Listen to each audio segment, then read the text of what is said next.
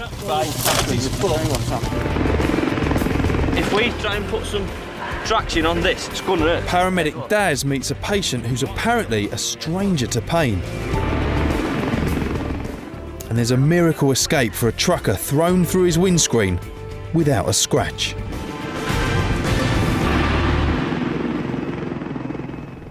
It doesn't matter how safe your car is or how quickly these guys arrive, how you come out of a car smash is entirely a matter of luck. On a country road in North Yorkshire, there's been a serious accident. Several people are trapped in the wreckage, and this is a long way from the nearest trauma unit. It's a serious RTA at Brompton-on-Swale near Richmond. Just next to Catterick Racers. The crew of Heroes 9 are being scrambled from their base at Leeds Bradford Airport. Pilot Steve Cobb, paramedic Darren Axe and flying doctor Andy Pountney are a highly skilled team. By air, it should take them 20 minutes to get to the scene. But this case is so serious, dispatcher Dave Gardner's also sending Heroes 9 from Sheffield, 30 miles further south. 9-9 is already en route. There's 3 patients, it's a bad entrapment, so I want to get you started on it just in case it really is bad. This is the first time that both Yorkshire Air ambulances have been sent to the same incident. But 2 helicopters heading to the same scene isn't without risks. Yes, before you get to the incident first, then we can check out the landing site for the second aircraft, and we have communications with them as well with a handheld radio, so we can talk to them on the way in and let them know, give them an update on the way in.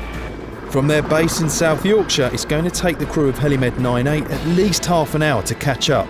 They need to hurry, because the latest news from the accident scene isn't good. One female has come from the back seat and gone into the front. She's trapped in the footwell. There's a male trapped in the footwell as well. Airbag's gone off, and it looks like the driver, they're querying spinal injuries on the scene. I'm en route to a bad job at this. You're trying to work out what your priority is going to be when you land. Obviously the first priority is getting yourself there safely, and then just kind of making an assessment of the scene, and really your first job is going to be just to do a recce and an overview of the scene, try and work out exactly what casualties you've got, what resources you've got on the scene. Heroes 9 is almost there. Flying Dr Andy Pountney is an experienced trauma specialist, but with 3 patients, he knows he'll have his work cut out. Got 1, 2, 3, 4 casualties. Yep. Okay. This guy's been in this car. He's got a pulse rate of 77. He's a bit shut down peripherally. He's got abdominal pain and guarding. Hello. Alright, my name's Andy, one of the doctors. The fire service have taken one of the cars apart to allow the paramedics to treat the patients. The police investigation has already started. I cannot bend my elbow, my left elbow. No, I don't want you to move it, just keep it still for me. The driver of one of the cars is trapped behind the wheel. He's got multiple fractures and he's in pain, but he's hiding it well. Here we've got a number of patients. Andy's dealing with the first patient that may have an abdominal bleed. We've got another guy that's got multiple fractures, but the lady on the other side of the car now is not looking too well as well, so we're going to get at it as quick as we can. Mate, there's morphine 10 in 10 there. Yep. If you want to give that to the guy, morphine 10 in 10. I'll just check the guy on the other side. As the team struggle to cope on the scene, Heroes 9 is still speeding north. Just to the left of Catterick Garrison, I think it is. Yeah, I've got it, man. Yeah, okay. But they're still a long way off. Back on the ground, the driver of the black car has the most serious injuries, and Dr Andy Pountney is worried. His main complaint is pain in his abdomen, but he's also got quite a lot of pain in his pelvis, and he's got quite a low blood pressure, so we're concerned that he's got some intra-abdominal bleeding, but also that his pelvis may be broken. So there's not a lot we can do for any bleeding inside the abdomen out here. He needs to be in hospital. 2 other victims of the crash will go to hospital by road, but the 2 drivers need more specialist care. Hang on one sec, guys. What we're going to do now is we're going to move down and across to the middle in one movement, about 6 inches. This is a remote part of North Yorkshire, and the nearest intensive care unit is at least 25 minutes away by road. And there's only 1 helicopter. His pain's gone up now to about a 7, even after the 10 morph that we've given him. Dr Andy and paramedic Daz need reinforcements. Quickly.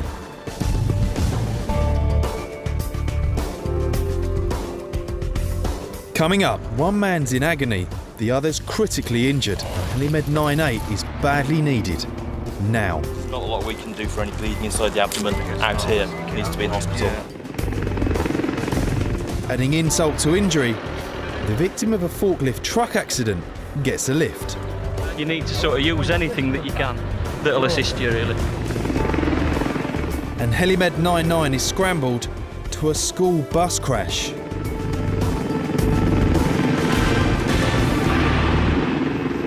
For thousands of people, the moors of Yorkshire are a playground, and shooting is still a big hobby up here. I wouldn't fancy being one of these. The poor old grouse is too tasty for its own good, and hundreds of gamekeepers spend all year making sure the moors are an ideal habitat for them by burning the heather to make sure there's plenty of green shoots for them to eat. It's usually the grouse who need help around here, but today the air ambulance is about to be scrambled because one of the gamekeepers is the casualty. Do you want to set off on it? On one of the most exclusive grouse moors in the Yorkshire Dales, a young keeper has been trapped under his overturned all-terrain vehicle. He could have serious crush injuries, and the crew know a ground ambulance won't be able to get anywhere near him. This is a job for Helimed 98. Pilot Steve Cobb and paramedic Sammy Wills are both experienced aircrew, but they know that finding one man in such a huge expanse of moorland is going to be very difficult. They also know their patient's survival could depend on how fast they can find him. We're trying to guess, is it a tractor, a trailer type tanker, or is it like a fuel tanker? And the person that's made the calls had to leave the patient just to get a signal to make the emergency call, so it's a little unknown at this time.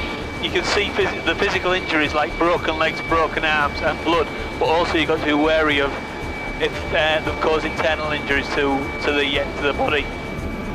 As Helimed 98 races over the Dales, the paramedics' fears are realised.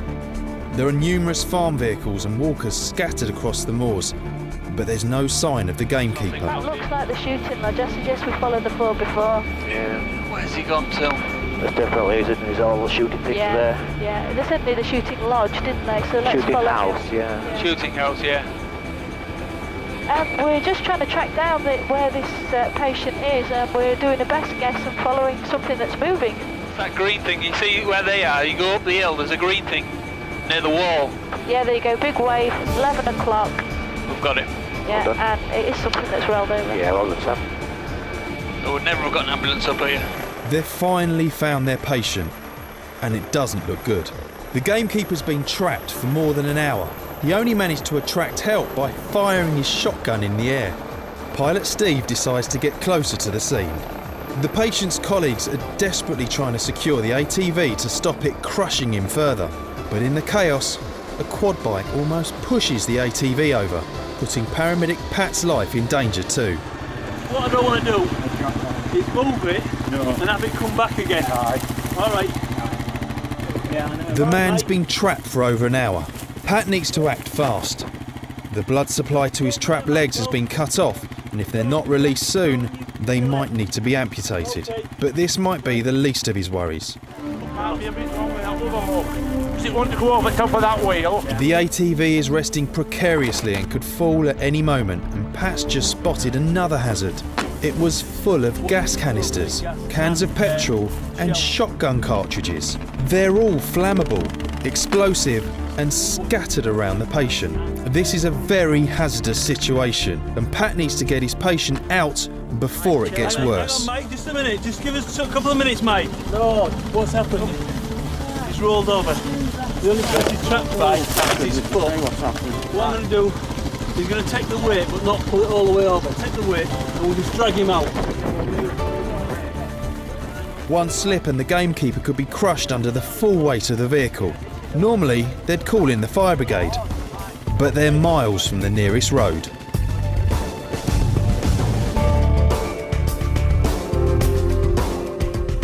Coming up, he's survived shotgun cartridges, gas cylinders, and an upturned vehicle, but have they saved his foot? Take the weight, and we'll just drag him out.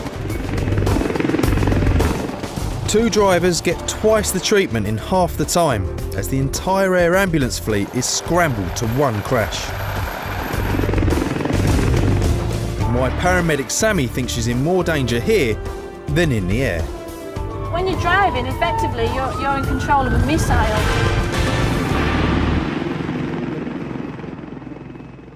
The flying paramedics rarely go anywhere without their rucksacks, and they dispense painkilling drugs almost every day. But sometimes they come across a patient who's a little tougher than the rest. Helimed 98's getting the same treatment as a Royal flight this morning. It's rush hour at Leeds Bradford Airport, but air traffic control makes sure everything gives way to Yorkshire's flying medics. They're on their way to a farmer's warehouse where a lorry driver's been injured in an accident involving a forklift truck. My foot is likely to flop off. You think it is, or are you sure it is? I'm sure it is, because when I got up it was right round. Right. John Dinsdale's amazingly calm for a man whose ankle is so badly broken, he thinks it's almost severed. Don't move. I want to be able to have a look. It feels all as though it's all broke off in there. Right. And it was all over there. There's no blood, which is a good thing. Right. If it's broken but it's closed, right, that helps us. Good. So we're going to have to put a splint on this to stop it moving. Get it put on and... Right, but this boat's got to come off. Most patients require an armful of painkillers before they can bear to have a boot removed from a broken leg. John seems virtually immune to pain. Yeah, right. You got it? Yeah, we've got it. We're not going to let it drop.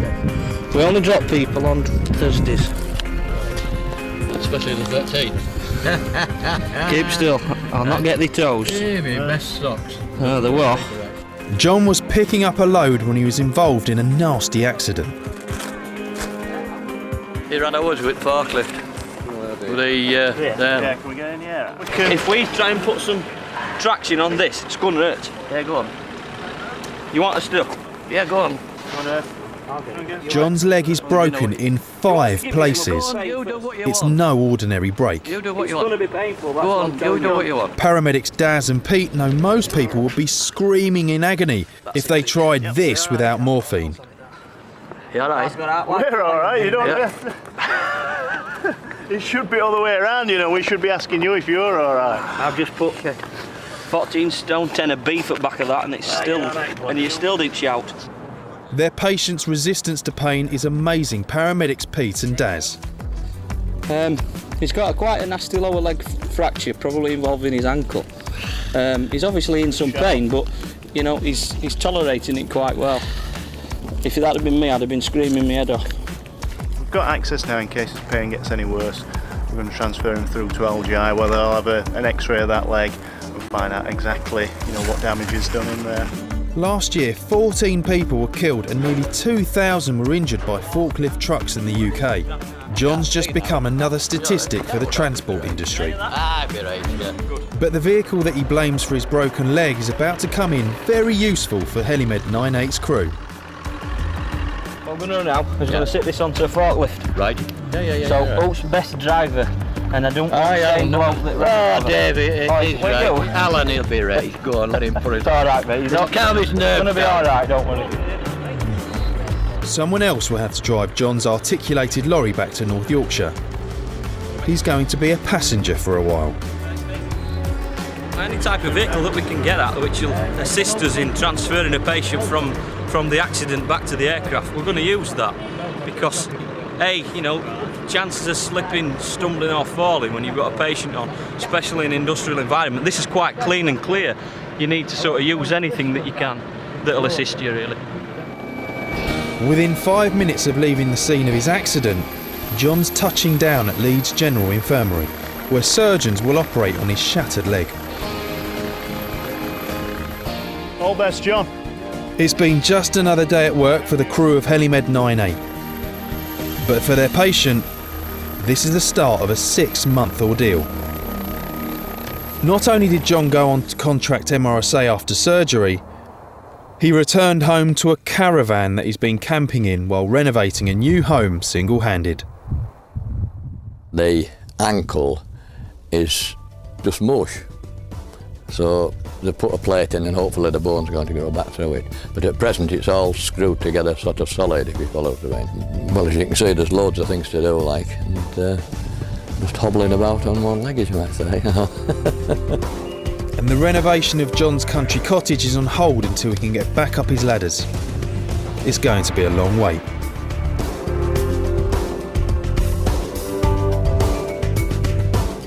Coming up, a dangerous rescue as the crew fight to save a trapped patient's foot. He's going to take the weight but not pull it all the way over. And the paramedics treat a trucker who became a human cannonball and lived.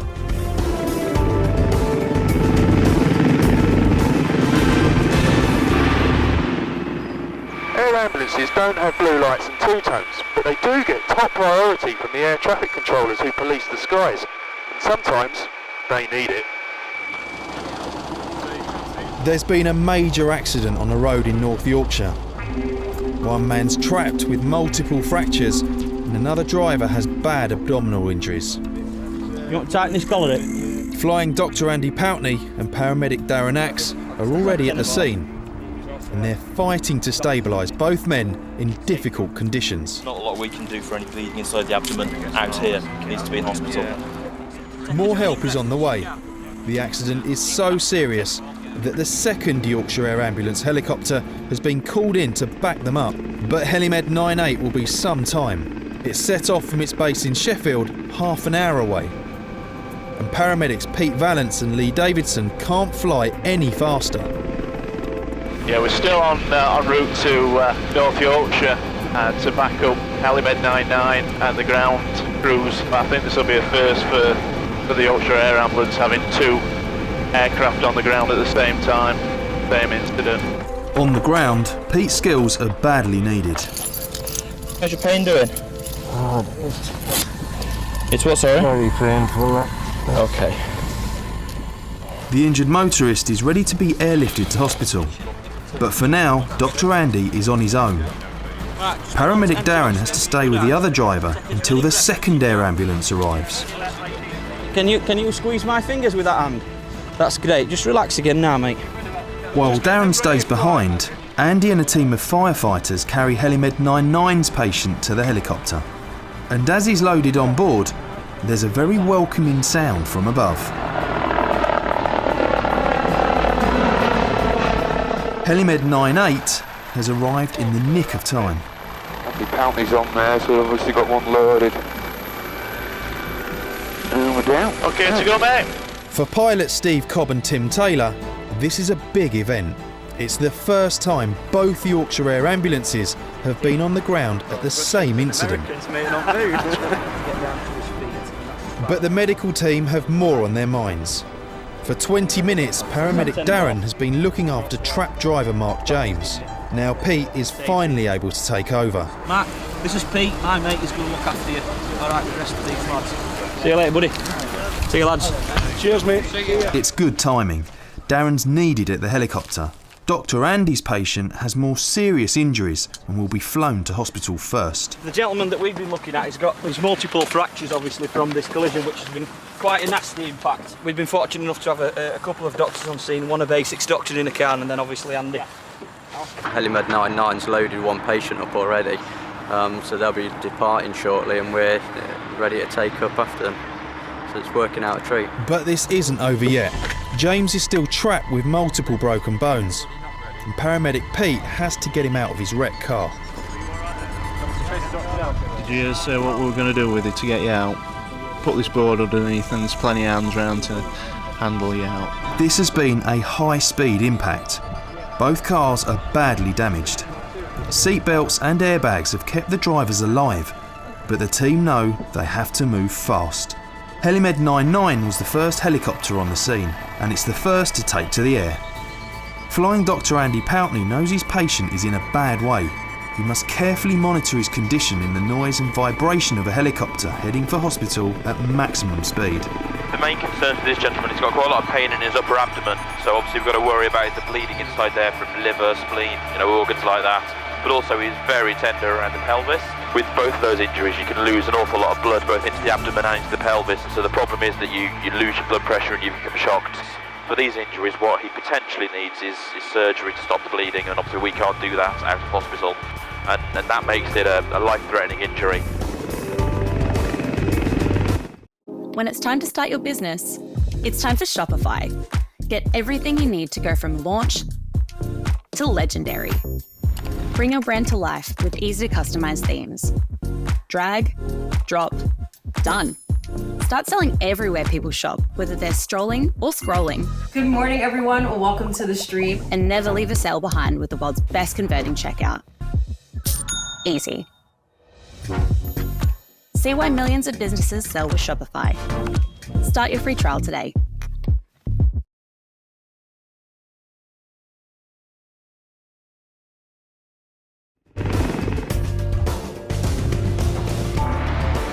Coming up, can surgeons win the battle to save Helimed 99's patient? Bleeds to the abdomen, really life-threatening.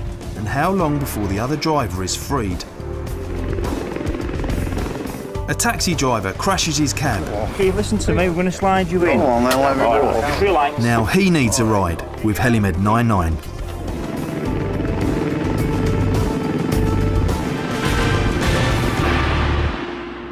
When the air ambulance touches down, the pilot has to look out for the safety of his crew and their patient, but sometimes saving lives means taking a carefully calculated risk. Helimed 98 is in the Yorkshire Dales helping a gamekeeper who's been trapped under his all-terrain vehicle for over an hour.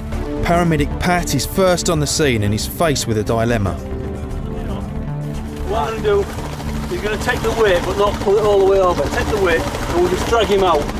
Trapped limbs need to be released slowly to prevent cardiac arrest. But Paramedic Pat's patient is surrounded by gas canisters, petrol and shotgun cartridges. He decides the risk of leaving the man under the vehicle any longer is too great.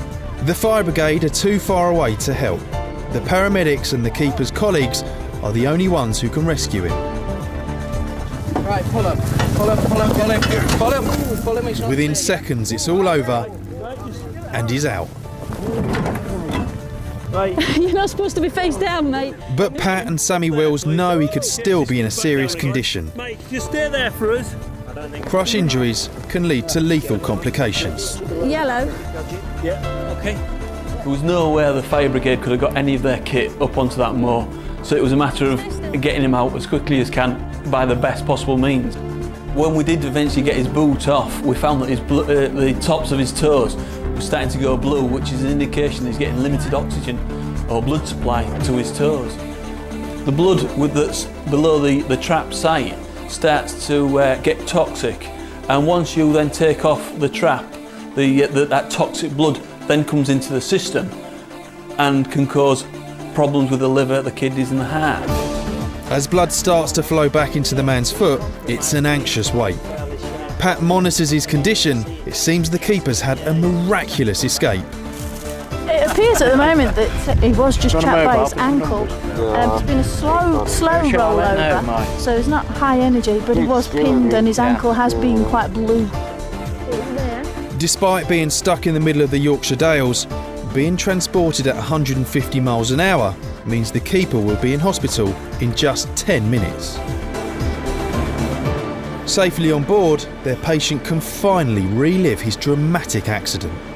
Just driving along to get some water and I was looking in back, and obviously I drove off a bit of an edge and I jumped out to stop it coming over, and it just flattened me and landed on me. Alright, so it started to go, you've jumped out to try to stop it coming, and the weight's just taken you over and trapped you underneath it. Yeah.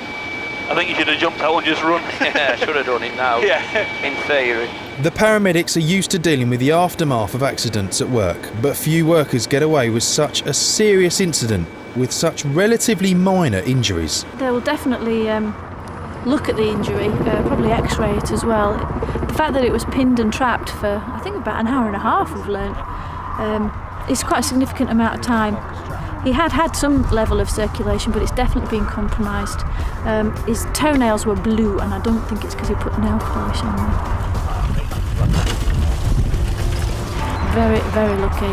You know, his head could have been crushed, his chest. He could have died if it had rolled over onto him and been pinned for that amount of time as well. The keeper was soon back at work on the moors. Coming up, the race to save a trapped driver reaches a critical stage. Right, we're just going to move you shortly, alright?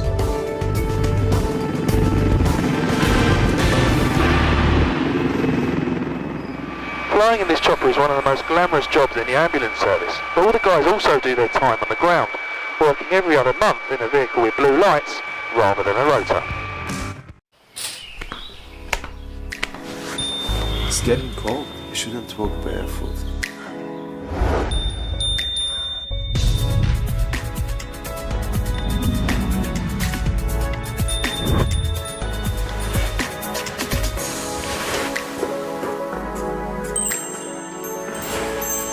Mr. Korch. Don't call me Mr. Korsh. Then how should I address you? Call me your husband. Have some. It tastes good. Thank you so much. No one's ever been so kind to me. How can I repay you? You don't need to do anything. Just stay with me. How about I stay with you forever? Sir, there is a girl here claiming to be Miss Bella's sister. Bella! I finally found you!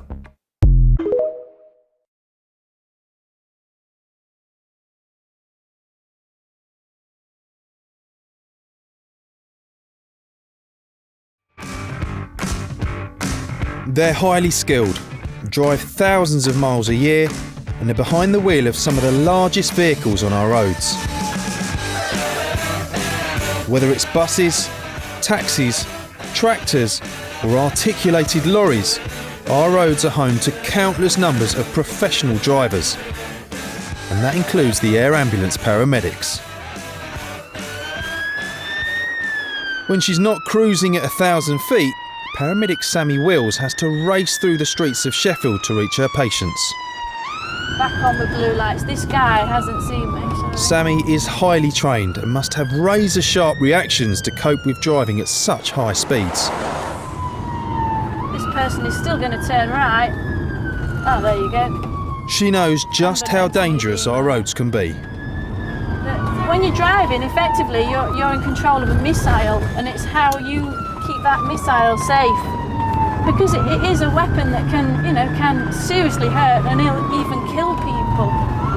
But even when Sammy's on duty with the air ambulance, it's not always a £3 million helicopter that transports her to the scene of an accident. It's a foggy morning, and the weather has forced Sammy, paramedic Pat Greekin, and Dr. Ben Wyatt out of the helicopter and into the air ambulance's rapid response vehicle. We're going to a car crash at Churchill near Bramhope. The reason we're going by car is because it's still very foggy at the moment.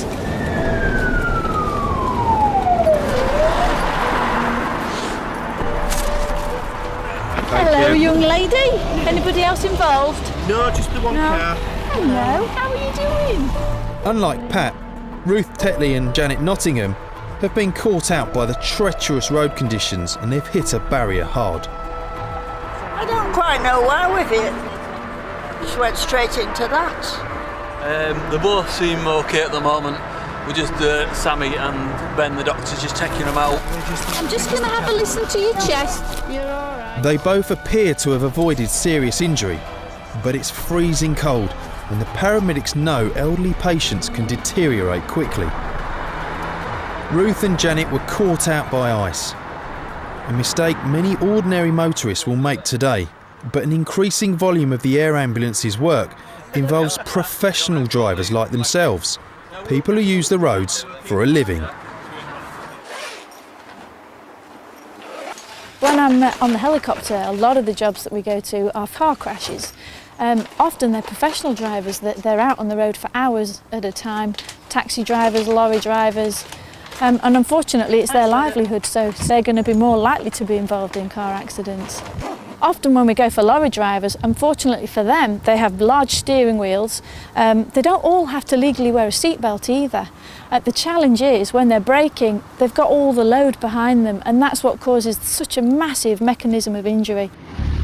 Few people do more miles every year than delivery drivers. Some will clock up more than 1,000 miles a week. And on a country road in North Yorkshire, a a lorry carrying sofas has been in a collision with an unforgiving dry stone wall. Helimed 98 is on the way. There's been a road traffic accident involving an HGV, and it appears that the driver's been ejected out of the wagon.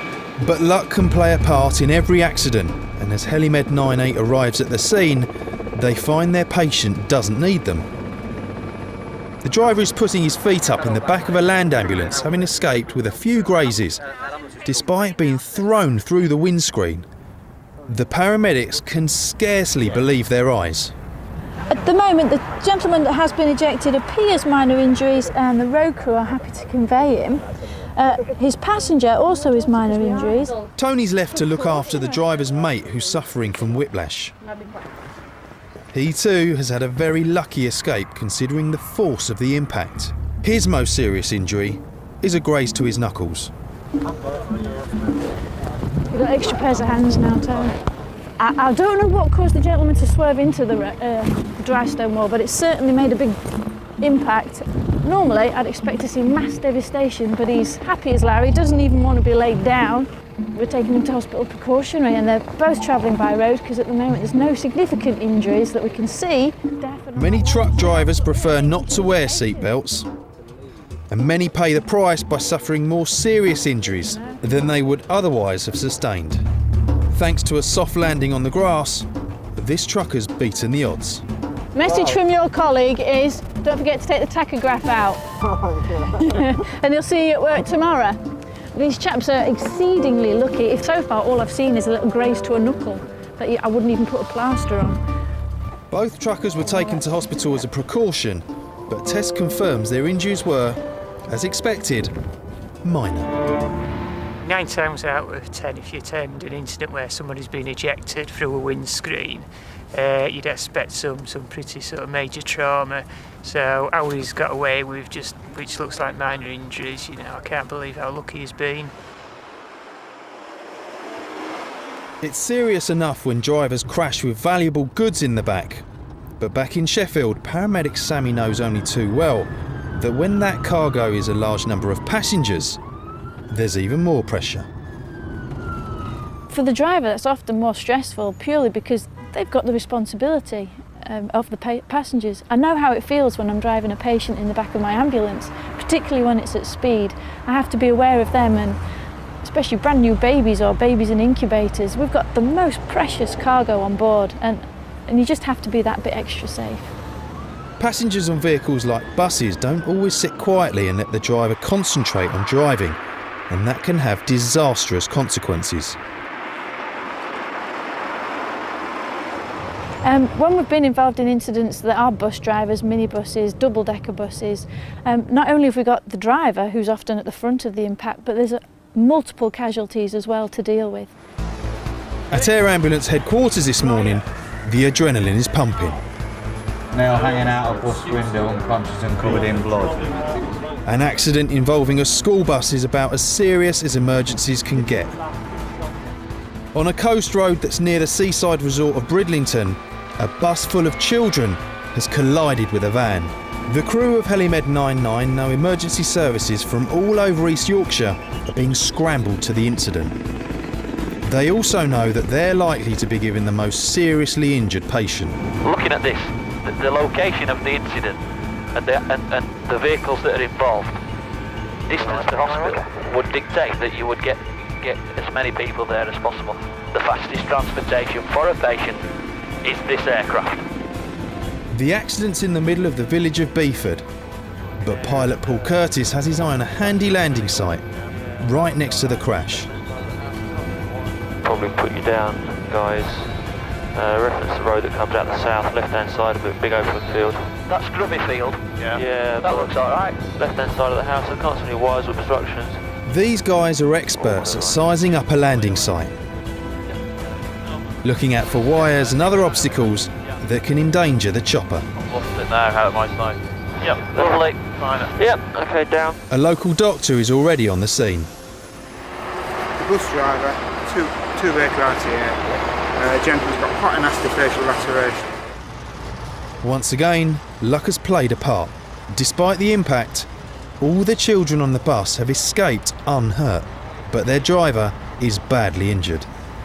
Obviously could have been very much more serious with it being a school bus, but fortunately none of these school children seem to have been injured in the collision. So what's happened is this vehicle's been coming down the main road, this vehicle's come out of the junction and they've collided like that. Just some force to knock it the distance it's gone. The only sort of casualty of any significance that we've been made aware of is the driver of this vehicle, and that seems to be kind of facial injuries, stroke lacerations. You can see there's lost a fair amount of blood there. So basically this guy's been packaged already, so we'll get him on board and we'll fly him down to Hull and get him assessed from there. John Marr was driving 15 kids on his regular route to a local school when the accident happened. Good. Squeezing fingers? Yeah, without that bit. Good. Now he's on his way to hospital for surgery to his badly injured face. After an overall exam, the only thing we're concerned by really is this nasty scalp wound that he's got. Situation being, it didn't look like a high-speed road, but with a coach being involved and a van as well, the transference of energy and the level of impact is probably what's brought on this head injury that he's got. Bus drivers have to accept responsibility for 40 or more lives, often children. John's unlikely to forget his accident, and many bus drivers find it difficult to return to work after a crash. More than 6 months after the accident, John is still undergoing medical treatment for his injury, which has cost him some movement on one side of his face.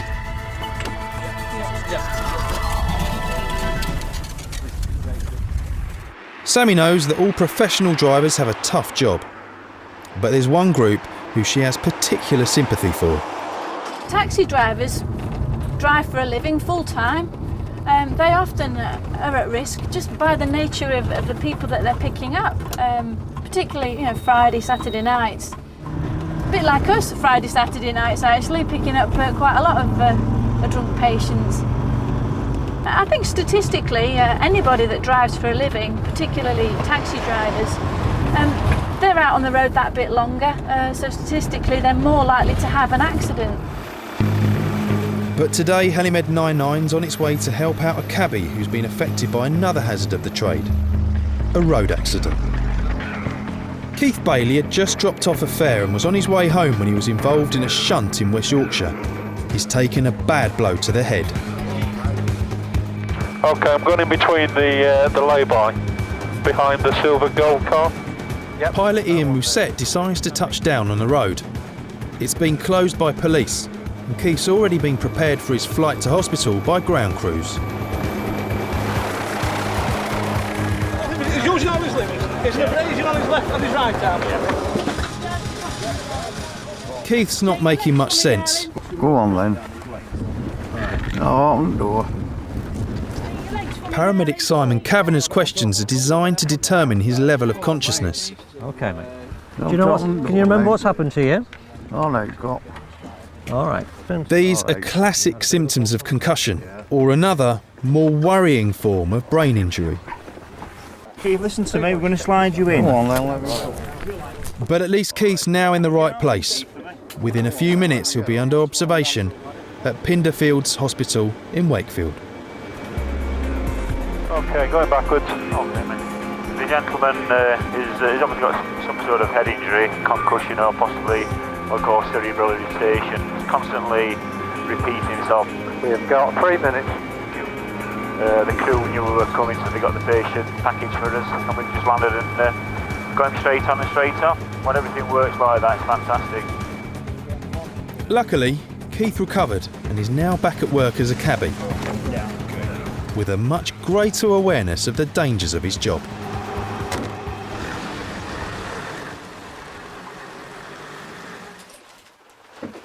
You don't need to tell Sammy that driving for a living is a risky business, but she's one person who won't be making a career change anytime soon. I consider this as my office. It's got chairs, bed, it's got sat-nav. I've got a portable office. I love my office.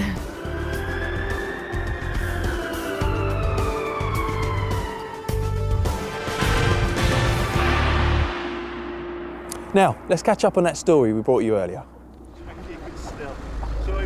In North Yorkshire, a bad car crash has called both air ambulances into action together for the first time. Helimed 99 from Leeds Bradford Airport and Helimed 98 from Sheffield are taking care of 2 injured drivers. Both men are badly in need of hospital treatment after a head-on collision on a country road. Helimed 99 with paramedic Darren Axe and flying doctor Andy Poutney has already lifted off. Their patient has got serious internal injuries. They're potentially life-threatening injuries, so it just needs to be in A&E as soon as possible and have those treated. But Helimed 98's paramedics Pete Vallance and Lee Davidson are staying at the scene with the driver of the other car. Mark James has been trapped behind the wheel with a broken arm. This stuff is weird, okay? It'll make you go completely fuzzy. Now firefighters have cut the roof off and Pete is ready to get him out. Just keep up at 2 minutes just while we get the board underneath. Mark is incredibly calm considering he has multiple fractures. The pain-relieving drugs he's been given are helping. All that could change when the team try and move him. 17 miles away, Helimed 99 is already landing at James Cook Hospital in Middlesbrough. Plenty of room right here. Okay, we're down. We're safe. It's taken them just 8 minutes to bring the seriously injured driver to the medical care he needs. How's the pain doing there? 2, 3, lift. It's not always the people that appear to have the most significant visual injuries that become the priorities. The gentleman that we've brought in has got quite a painful abdomen and, closed bleeds to the abdomen, really life-threatening. As Helimed 99's patient is taken to the accident and emergency department, back at the scene of the crash, paramedic Pete is guiding Mark out of his wrecked car as gently as possible. Mark, we're just going to move you shortly, alright, so don't nod your head for me, just try and keep it still. Mark is in good spirits, but Pete knows he's been stuck for long enough and has to be moved quickly. Mark, relax, we're going to ease you down, okay? Right, just nice and steady down, chaps. Mark's in pain, but his leg's broken, and paramedic Lee has to make sure it's splinted properly before he's put onto the helicopter. 2 minutes, Mark, we'll get you covered up then. Just get this leg sorted. Seems stable at the moment. Looks like he's maybe got a long bone leg fracture and a couple of other injuries. So we'll make our way up and join Helimed 99 at South Cleveland. Okay, keep coming, keep coming, keep coming. For all the damage to the car and the time he's been trapped, he's very stable at this time. There's some obvious fractures, but his general condition is pretty good, and there's no major cause for concern at the moment. It's another short flight. Mark is going to the same hospital as the other driver. Thankfully, it has a big helicopter landing pad, and there are some familiar faces waiting for them. It's another first. Both air ambulances side by side again. Both of their patients getting the urgent hospital care they need. Once we started getting closer and we got an update we were definitely required, then the adrenaline starts going. To have 2 aircraft together at a scene like that is very unusual, and it obviously was a bad incident for us both to be required. From the outset of looking towards the second aircraft, we always envisaged a time when we'd need 2 aircrafts at a job, and this just proves that the plans that were made were going in the right direction. It's been good to see both machines there, and that's what the people of Yorkshire have donated the money for, to be able to get both aircraft onto the same scene when it's required and take 2 casualties to the nearest specialist hospital. Good shift, and it's a good way to start the day. It was a good job for us to be involved with. With their patients at the hospital, it's time for both helicopters to return to base. One to Leeds, the other to Sheffield, ready to do it all again at a moment's notice.